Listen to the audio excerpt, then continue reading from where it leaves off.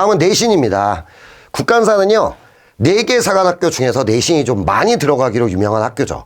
육사회사는 반영 비율이 좀 작고요. 그 다음에 공사와 국간사가 내신의 실질 반영 비율이 좀 높은 학교입니다. 아무래도 이렇게 말로 하는 것보다 수치로 보여드리죠. 우리가 학교장 우선 선발 같은 경우에 내신이 100점이 들어가고요. 출결을 빼면 성적으로는 90점이 배정돼 있어요.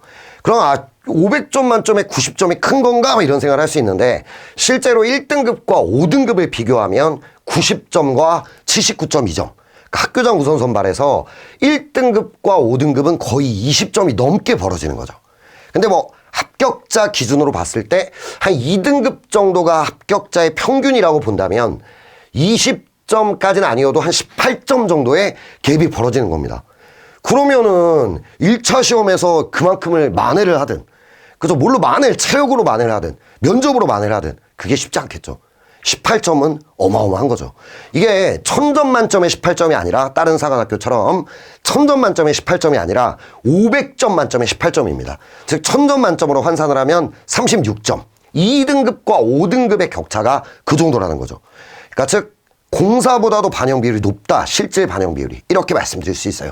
그래서 실제로 내신이 막 6등급, 7등급 자사고나 외고에 많잖아요. 이런 친구들이 아무리 1차 시험 성적이 좀 좋더라도 우선 선발, 학교장 우선 선발로 이걸 뒤집고 합격하기가 조금 쉽지 않다. 이 정도거든요. 근데 대신에 수능까지 반영하는 종합선발로 내려가면 1000점 만점에 2등급과 5등급의 갭은 똑같죠, 지금. 18점입니다. 단 1000점 만점에 18점이 돼요. 그렇기 때문에 만회할 수가 있죠.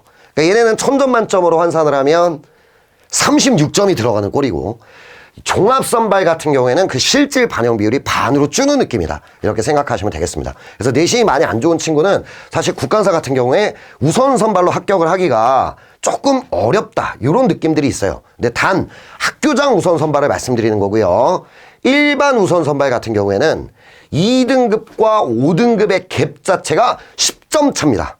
그러니까 1000점 만점으로 환산해도 20점 정도. 그렇기 때문에 해볼만 해요. 이 정도면. 6, 7등급도 1차 고득점 받고 하면 뚫어볼 수 있어요. 역전해볼 수 있다. 근데 학교장 우선 선발은 2등급과 5등급의 갭이 1000점 만점으로 환산할 경우에 36점이다.